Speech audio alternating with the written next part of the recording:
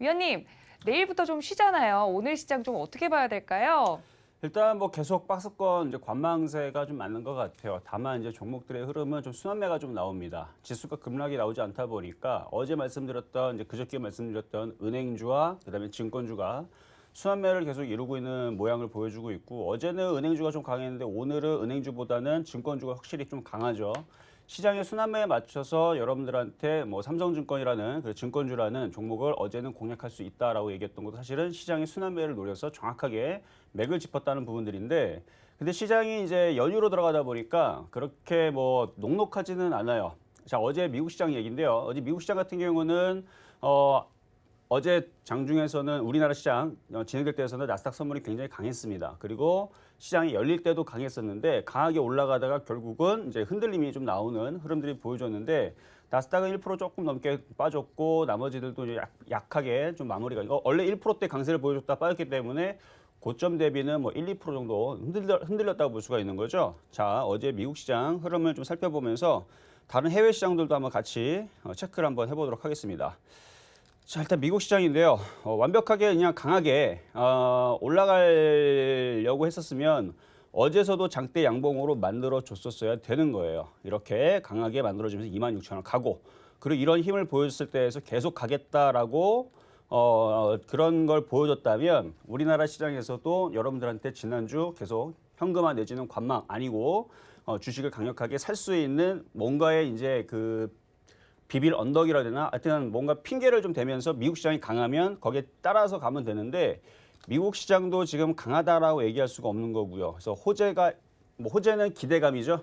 경기 재개에 대한 기대감 내지는 뭐 코로나가 어느 정도 완화되는 뭐 그런 기대감 내지는 뭐 양적 완화에 대한 뭐 그런 계속 그런 기대감으로 뭔가 움직이는데 실질적으로 뭐 실직자라든지 뭐 아니면 코로나 또 다시 또 재발에 대한 뭐 우려라든지 아니면 뭐 대기업들이 뭐 줄도산을 한다라는 혹은 1분기 실적은 뭐 그래도 선방을 했지만 2분기는 좀 불확실성한 그런 이제 부분들이 이제 시장을 흔들 수가 있는 그래서 호재와 악재가 이제 양존한 상황에서 미국 시장과 유럽 시장이 그러면 과연 정고점을 강하게 돌파하면서 갔느냐? 그거는 아니란 얘기예요. 얘네들도 지금 계속 박스권에서 움직여주고 이거 독일도 마찬가지고요. 그 외에 이제 다른 나라들 살펴보게 되면 뭐 그리스도 마찬가지고 그 다음에 뭐 덴마크는 좀 강하네. 러시아 같은 경우도 계속 여기를 돌파하지 못하는 그냥 박스권의 흐름인 거고.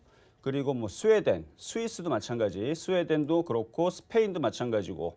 박스권 정도의 흐름인 거고. 그 다음에 뭐 인도네시아도 여기를 돌파하지 못하고 즉. 아시아 시장이라든지 저쪽에 중동 시장이라든지 아니면은 뭐 유럽 시장이라든지 정고점을 강력하게 돌파를 하는 흐름들. 그다음에 다우도 나스닥도 굉장히 강한 모습으로 다시 재강세를 보여주면서 기존에 있었던 나스닥 최고점을 또 다시 갱신하는. 그런데 여러분들 알겠지만 지금 뭐 셰일 업체들이 지금 파산 우려에 있다라는 얘기들이 지금 나와주고 있고. 실업자가 지금 5주째 2,600만 명에 지금 달하고 있는 미국의 흐름인데 그 실업자들에 대한 그 타격이 후폭풍이 분명히 2분기, 3분기에는 올 거란 말이죠.